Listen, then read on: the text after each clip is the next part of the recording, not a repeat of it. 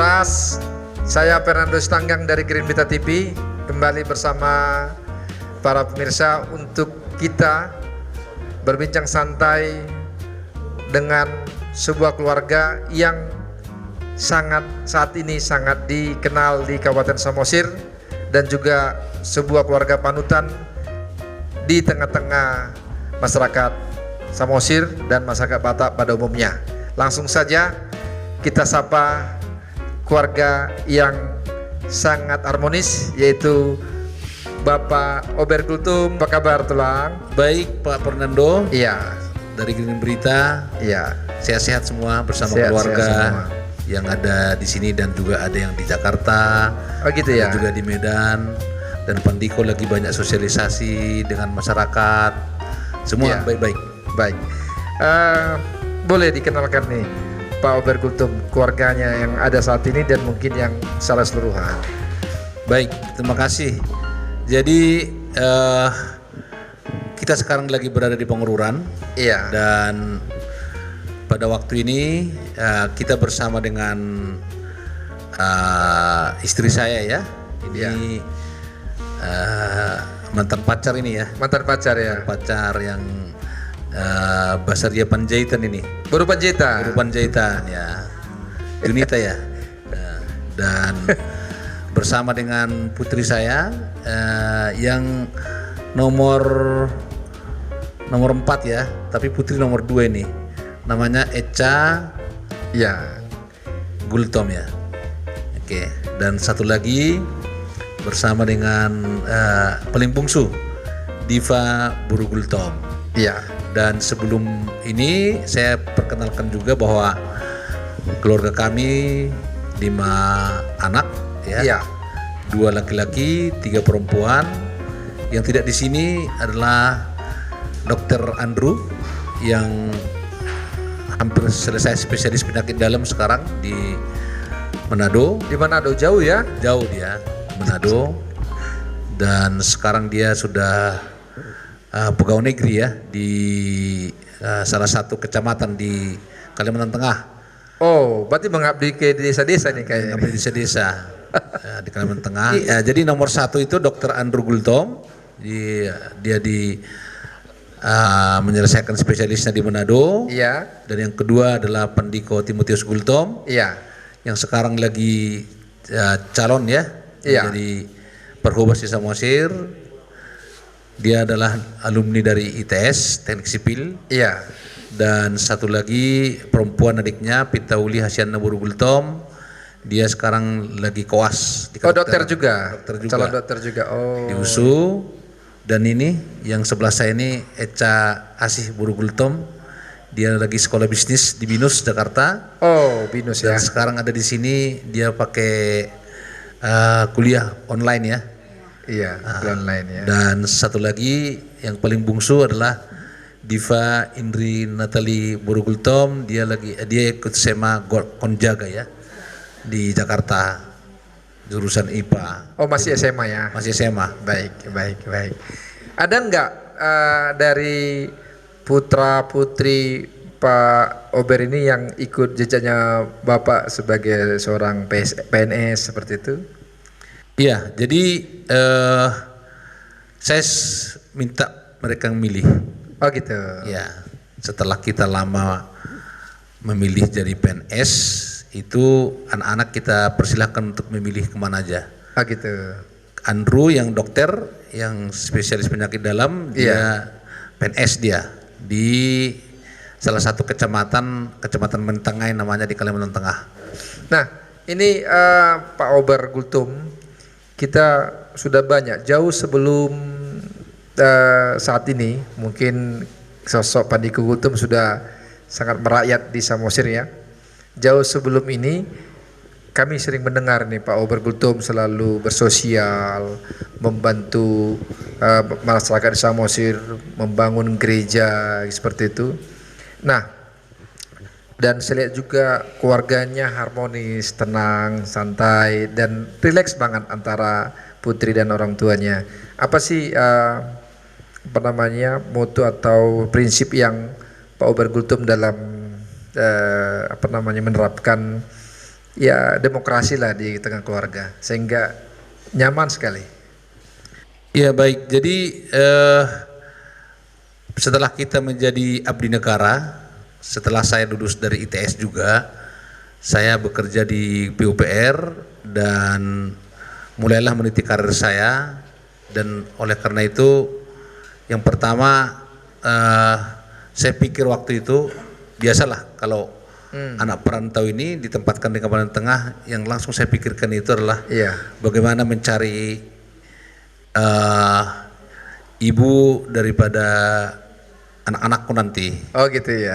Dan kebetulan Tuhan jodohkan bahwa ketemu sama buruh Panjaitan ya di Banjarmasin. Oh, ketemunya di Kalimantan. Di Kalimantan ketemunya. Gimana nih ceritanya ketemunya nih? Jadi ceritanya buruh Panjaitan ini di Banjarmasin ini itu adalah yang paling antik untuk di kawasan daripada Kalimantan Selatan. Yang paling cantik lah ya. Yang paling cantik. Buruh Batak pula buruh Batak ya. Dan biasanya kalau mereka ini kalau sampai berani mau bertandang ke rumah itu sudah ada dulu ininya, struktur organisasinya dulu. Oh gitu ya. Artinya orang-orang yang masuk ke sana itu harus orang-orang yang benar-benar baik. Iya. Nah jadi setelah kita putuskan, Tuhan jodohkan kita, kita menurut saya, apa yang saya ceritakan itu dapat seorang ibu yang cukup bijak dan bisa mengayomi keluarga, bisa mengayomi anak-anak. Oh begitu. Ya, jadi setelah kami keluarga itu, inti daripada moto kekeluargaan itu adalah ingin melayani khususnya masyarakat dan juga melayani daripada keluarga. Oh begitu ya. Ya. Kalau boleh aku nanya nih sama Nantulang nih sama ibu. Ini kan Mbak Ober ini kan dari kampung langsung nih ke ITS, ke baru Kalimantan. Kenapa ini mau nerima seorang pemuda yang dari pelosok yang paling ujung nih di Samosir ini? Kan ya gimana lah gitu kan? Gimana ceritanya nih Bu? Baik, saya sih memang latar belakang saya memang dari pelayanan sejak saya pelayanan. Ya, orang tua saya orang pelayanan juga. Oh gitu. Di lembaga Alkitab ya. Jadi saya terbiasa untuk bagi Alkitab gitu ya. Jadi moto hidup saya memang, dan saya mempunyai prinsip bagaimana saya bisa berarti bagi orang lain. Baik. Jadi saya nggak lihat yang digambarkan orang bagaimana, saya hanya berdoa, Tuhan ini ada, kalau memang dia jodoh saya, Tuhan jadikan, kalau tidak Tuhan jauhkan. Ini gereja atau di mana ini? Oh tidak, saya nggak tahu, tapi dia bilang waktu itu saya masih SMP. Oh gitu. Berarti sudah di apa ya? Sudah dikejar. Tapi nggak berani. Nggak berani. Menengok dari jauh. Berapa tahun umurnya dengan Pak Obergultum? Saya hanya beda 3 tahun. 3 tahun ya. Oh gitu ya. Jadi itu saya kuliah, namanya jodoh ya. Iya. Dia jauh ke Surabaya, saya kemana, akhirnya ketemu kembali di Kalimantan.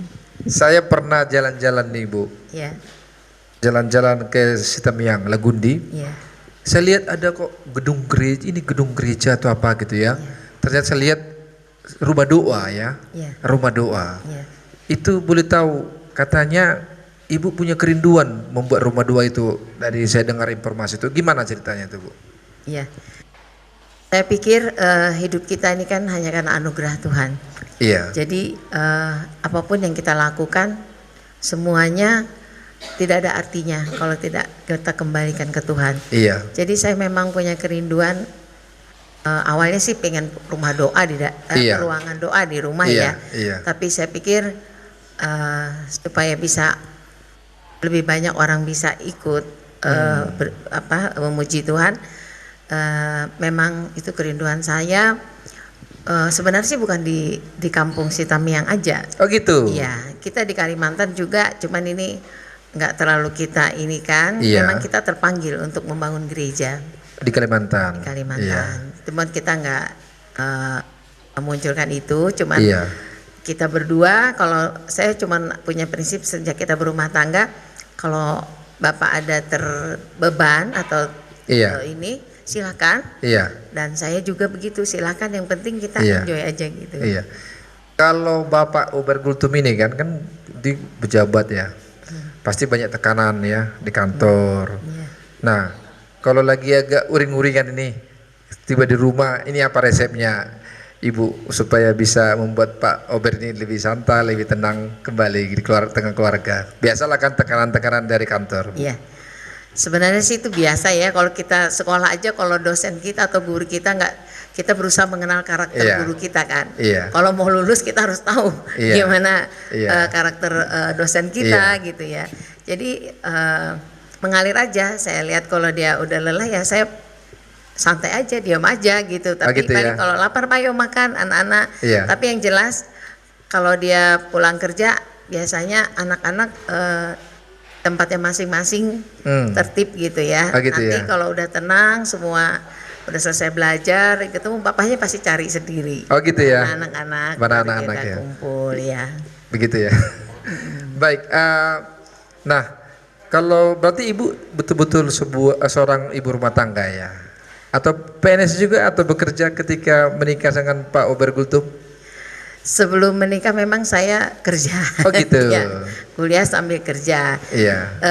Karena saya bukan mau kerja, tapi saya diminta kerja membantu di satu perusahaan. Jadi saya karena diminta, ya udah saya coba gitu ya. Terus waktu menikah sih nggak dilarang. Setelah menikah baru dilarang. Nggak dilarang juga, cuma dia bilang, ayo ini kita punya anak-anak, saya selalu keluar kota. Nanti kalau kamu punya anak 1 + 1 3, kamu nyesal loh katanya. Jadi lebih baik, ini kan tanggung jawab anugerah Tuhan ya, harus tanggung jawab. Jadi kalau kamu yang kerja, aku berhenti. Dia bilang. Kalau aku berhenti, kamu yang kerja. Yo pilih antara dua yang mana. Jadi setelah punya anak-anak, Ibu berhenti? Enggak, sejak menikah saya langsung berhenti. Langsung berhenti ketika itu? Langsung berhenti. Iya. Pak Obergultumnya setuju ya? Memang dia yang minta. Gitu. Baik. Nah, Pak Obergultum, saya juga dengar nih di sekitar Onanrunggu itu banyak gereja yang cantik banget. Ada satu gereja cantik, saya dengar itu pernah katanya sebagian besar Bapak bantu pembangunannya. Itu memang punya kerinduan untuk membuat pelayanan gereja lebih baik di Samosir ini, kira-kira Pak? Ya baik. Jadi dalam kehidupan kita berkarya dan berumah tangga itu memang terutama karena kita banyak di rantau.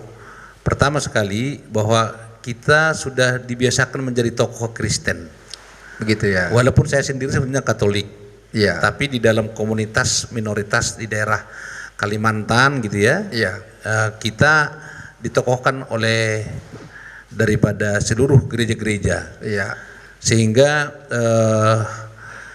ya setelah kita berkeluarga dan kita selalu dijadikan tokoh dan kebetulan istri dari pelayanan, jadi kita memang sudah banyak berkecimpung selama ini di pelayanan seluruh keluarga. Jadi anak-anak sudah sering di pelayanan di sekolah minggu, kemudian saya sendiri juga banyak ditokohkan sebetulnya. Sehingga dengan demikian kita memang banyak sekali berkecimpung khususnya ya di yayasan-yayasan gereja, baik itu Katolik, baik itu HKBP, baik itu Gereja Kalimantan Evangelis, dan terutama saya lihat paling banyak itu di gereja-gereja karismatik ya. Seperti Pantai Costa, kemudian Bethel dan lain-lain. Sehingga memang terbentuk di kita bahwa hidup pelayanan itu jauh lebih berbahagia. Apabila kita bisa melayani, udah terbiasa dengan tuntutan sehingga kita terbiasa untuk melayani. Sehingga pada waktu kita banyak terlibat, beberapa gereja yang kita bangun di Kalimantan, tak kecuali Katolik saja, kita memang gereja di daerah asal saya, Kecamatan Onanrunggu, beberapa kali mereka begitu tahu kehidupan kami itu banyak melayani, mereka sering konsultasi untuk membangun. Jadi kita sebenarnya hanya bagian dari partisipasi saja untuk gereja Katolik di sana. Baik. Tadi Pak Obergultum sebutkan ada salah satu anaknya yang sedang mencalonkan diri menjadi parhubas di Samosir. Namanya Pandiko Timotius Gultum. Orang milenial masih sangat muda. Kami mau bertanya, dia kan masih sangat muda nih Pak. Apakah memang ini keinginan pribadi dia atau mungkin dorongan keluarga atau bagaimana? Mungkin bisa diceritakan singkat Pak. Baik, jadi memang mulai kecil, khususnya anak-anak semua, mereka kan biasanya di pelayanan sekolah minggu. Iya. Jadi moto kehidupan itu sudah melayani. Iya.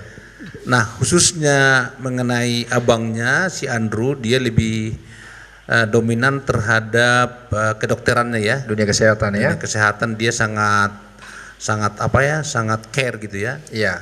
Dan oleh karena itu dia dokter, dan adiknya nomor 2 ini memang si Pandiko Timotius Gultum ini dari kecil dia sudah kelihatan dari cara bergaul, cara melayani, pingin dia tampil menjadi pelayan di tengah-tengahnya dia. Iya. Sehingga bertumbuhlah dia seterusnya sampai dengan SMP, SMA. Iya. Dan dia mengambil setelah kuliah teknik sipil di ITS Surabaya. Iya. Ingin mengikuti jejak bapaknya. Iya. Dan saya persilahkan. Dan setelah dia lulus, dia melihat bahwa ada peradaban baru yang sangat muncul di dalam tengah-tengah pergaulan dia, yang dinamakan milenial, yang menguasai digital ataupun keinternetan, sehingga dia merasakan sekali bahwa kehidupan di dalam milenial itu sangat cocok untuk menjadi seorang yang katakanlah ya, dia menganggap bahwa dia lahir pada zaman yang tepat.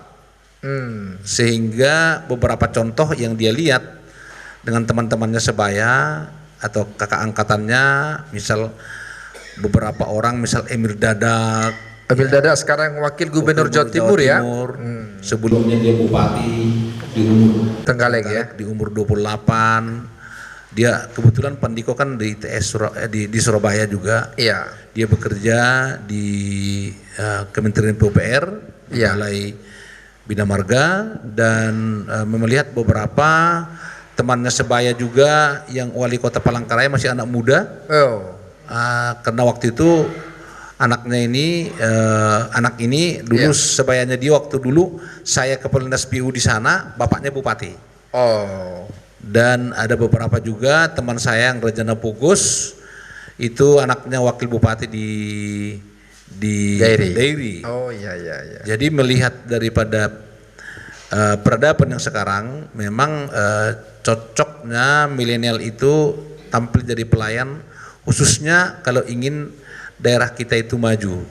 Jadi dari dia sendiri tumbuh pemikiran itu, sehingga beberapa kali memang kita konsultasi. Dunia daripada pegawai negeri sipil itu di dalam era masuk kepada kemasyarakatan sekarang itu kan bukan seperti dulu Orde Baru. Orde Baru kan jalurnya itu ABRI, birokrasi Golkar, ABG ya. Kalau sekarang kalau masuk ke dunia pelayanan masyarakat, katakanlah kekuasaan itu, dia memilih jalur yang namakan politik. Sehingga dia memilih waktu itu di PUPR menjadi ASN biasa saja. Boleh nih ngobrol-ngobrol sama putrinya Pak ya. Nah ini Echa ya, Echa. Ini kan apa namanya, abangnya nih Pandiko pingin jadi parhubas. Menurut Echa ini apa sih di pikiran Echa tentang sosok abangnya Pandiko? Pikiran saya, sosok abang saya keren banget sih. Keren ya? Iya keren banget.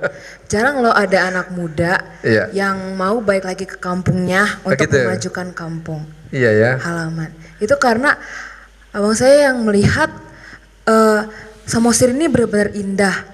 Dan Samosir ini kalau misalnya jatuh ke tangan yang tepat, kalau misalnya benar-benar terjadi pembangunan di Samosir, Samosir ini akan menjadi surga di Indonesia ini. Karena saya melihat sendiri gunung-gunung semuanya itu benar-benar seperti lukisan, benar-benar seperti lukisan yang indah yang dibuat Tuhan.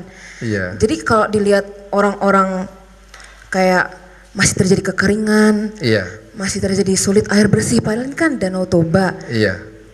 Nah itu abang saya, dia benar-benar merasa bahwa dia memiliki hati untuk merubah Samosir. Nah perasaan itu tuh kayak buat saya bangga mau balik lagi ke Samosir gitu. Untuk menjadi parhobas di Samosir. Ini kan beban besar nih, jadi mudah-mudahan berhasil. Kan ini tugasnya berat ini. Apakah Echa tetap dukung abangnya nih ke depannya? Tetap dukung. Kami keluarga tetap dukung. Mau apapun itu hambatannya, kami keluarga tetap dukung. Baik. Nah, ini untuk yang Syapudan nih ya, Pak Ober ya. Nih, gimana sih? Biasanya Syapudan ini punya memori yang sangat tinggi dengan abang-abangnya kan? Pasti menilai. Gimana Dipa melihat sosok abangnya Pandiko Gultom nih? Kalau Bang Diko sendiri itu menurut aku selalu mencoba dekat sama adik-adiknya. Gitu. Karena kan dulu Bang Diko di Surabaya, terus aku di Jakarta juga beda kota. Jadi setiap ada waktu Bang Diko selalu nyari kami untuk ngobrol bareng. Kayak gitu, terus bercanda-canda, guyon, jalan bareng. Supaya jadi tetap dekat sama adiknya gitu. Terus Bang Diko juga suka manggil aku Pudan gitu karena aku kan anak paling kecil. Masuk paling Pudan ya? Iya. Nah, Pandiko kan kalau jalan kita perhatikan sangat suka sama anak-anak. Asal ada anak dipelukin dan dicandain. Kalau memang begitu abangnya dari mulai dulu? Iya, jadi Bang Diko tuh orangnya mau akrab gitu sama adik-adiknya. Jangan sampai nggak akrab kayak gitu. Gitu ya? Jadi selalu ya nyempetin waktu gitu. Iya.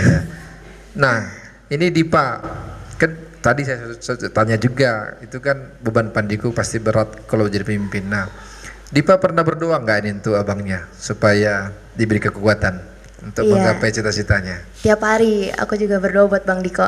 Tiap hari berdoa? Benar? Saat teduh mungkin ya? Soalnya kami yang cewek-cewek suka ngumpul bertiga bareng. Terus berdoa. Untuk berdoa untuk abangnya? Baik. Nah, mungkin terakhir nih Pak Ober Gultom dan Ibu, apa harapannya kepada masyarakat Samosir khususnya menjelang pelaksanaan Pilkada Samosir ini? Mungkin saya sedikit ya, sebelum sampai ke situ, saya biasa mendidik anak-anak, sebenarnya sama sih mereka semua. Saya punya moto sejak kecil saya tanamkan.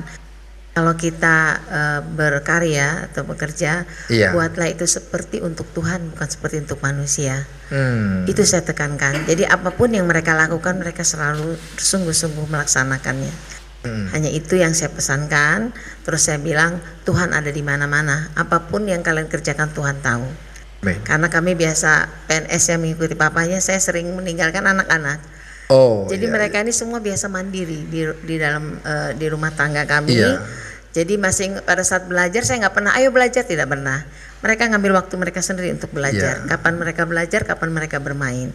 Dan satu hal yang prinsip saya sejak saya belum berumah tangga, saya tidak ngomong kesana kemari. Yang penting tuh kesaksian dalam hidup saya. Jadi kalau saya pelayanan anak-anak saya nggak beres, percuma pelayanan saya semua. Jadi saya kehidupan saya adalah kesaksian hidup untuk saya berada di dunia ini gitu. Jadi karena itu anak-anak ini semua kami biasa berdoa dari kecil.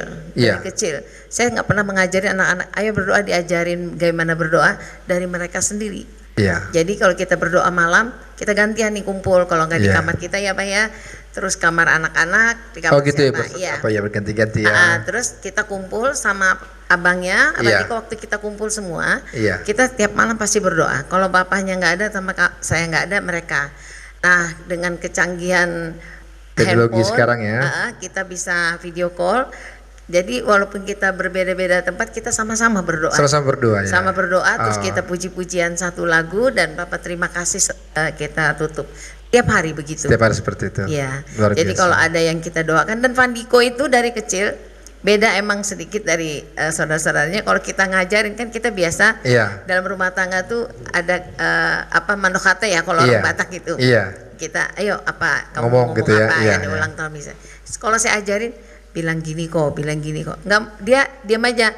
Begitu dia ngomong seperti yang kita ngomong tapi nggak sama kata-katanya. Oh gitu ya. Dia bikin sendiri dengan maksud kita itu. Jadi saya sejak kecil suka ketawa sama bapaknya. Oh ini Pak nggak mau diajarin. Kreatif di dalam berbahasanya. Jadi dia yang penting sama maknanya gitu kan. Begitu. Ya jadi itu saya tekankan dalam anak-anak sehingga untuk sehari-hari mereka biasa bertanggung jawab dengan apa yang mereka lakukan. Dan saya selalu tekankan kejujuran. Bahkan orang yang bekerja di rumah kita pun harus jujur. Oh begitu ya. Iya, saya itu tekankan dan tidak boleh berbahasa kasar, berbahasa kotor gitu ya. Tidak pernah sekalipun mereka dalam kata-kata mereka mengucapkan misalnya nama binatang, tidak pernah sekalipun dalam rumah tangga saya, anak-anak saya sejak kecil. Dan yang menjaga juga tidak boleh tidak saya bolehkan. Jadi mereka udah terbiasa dari kecil dengan berbahasa santun. Itu saya tekankan karena mereka berdoa. Jadi bahkan pernah satu saat mau ngomong ada anjing aja lewat, dia ini si Eca nih, Ma itu yang namanya apa tuh Ma yang pantang itu nggak boleh. Supaya jangan terucapkannya nama binatang tersebut ya. Jadi itu kebiasaan saya. Makanya saya bapaknya juga kalau di kantor jangan bawa-bawa yang di kantor ke rumah supaya supaya anak-anak terbiasa karena sampai besar akan terpatri di dalam kehidupan mereka. Jadi itu dasar-dasar kehidupan kita dan kejujuran sejak kecil mereka ini kalau kita kasih uang pasti tanggung jawab. Dipulangkan mah ini kembaliannya. Semua itu. Oh gitu ya. Iya. Dan kita sama papanya itu mengajar gini, kalau jajan 1 minggu, sengaja 7 hari ya Pak ya, dikasih tuh 5 hari. Jadi 2 hari lagi mereka atur kapan mereka mesti jajan, kapan mereka tidak jajan. Abangnya agak gendut suka makan, jadi abangnya suka mama aja yang pegang biar aku yang jajanin. Nggak boleh kata papanya, harus berani bertanggung jawab supaya dengan mandiri ya.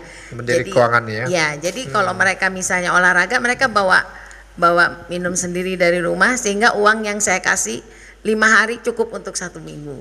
Oh gitu ya. Dari kecil saya biasakan mereka memanage hidup mereka. Manage keuangan sendiri ya. Keuangan sendiri. Iya itu aja.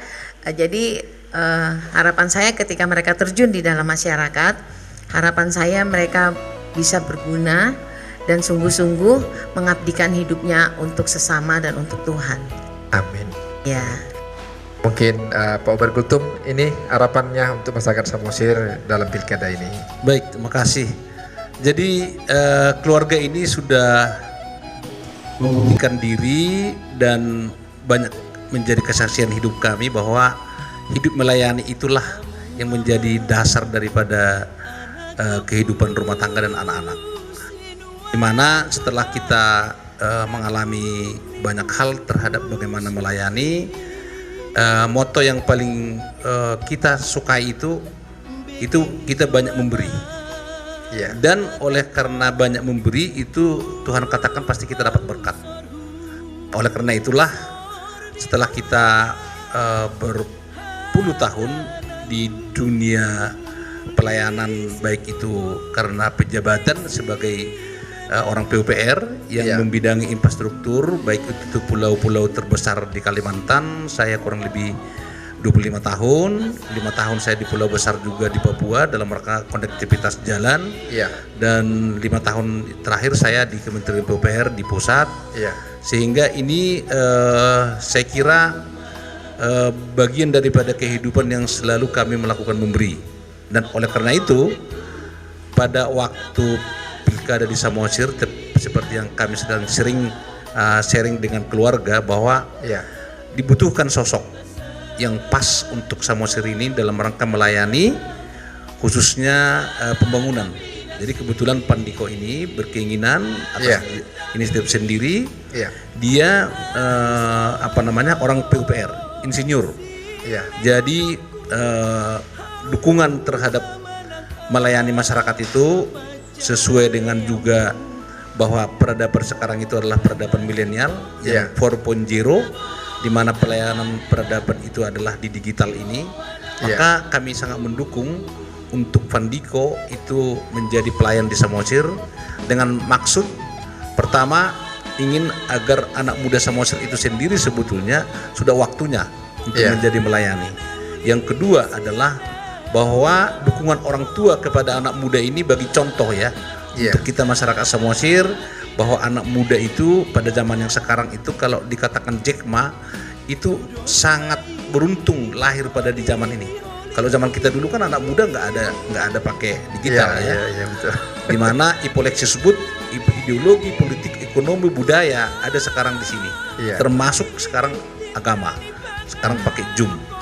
Nah sehingga pada usaha Vandiko dalam rangka memperkenalkan diri untuk kesungguhannya untuk melayani Samosir, dia tampil dari mulai seperti melawan arah gitu anak muda dan yakin dia bahwa anak muda saat yang tepat, sehingga sampai di dalam proses pilkada ini beberapa partai, hampir semua partai mendukung dia menjadi calon, dan kemudian dalam sosialisasinya sangat banyak masyarakat yang sangat menyukai dia, dan sudah dipasangkan dengan seorang daripada wakilnya sebagai mantan birokrat yang senior, Pak Martua Sitanggang, mewakili juga bagian barat, Vandiko dari bagian timur, Samosir, sehingga harapan kita seizin dari masyarakat bahwa kami berharap berikan kesempatan untuk anak muda,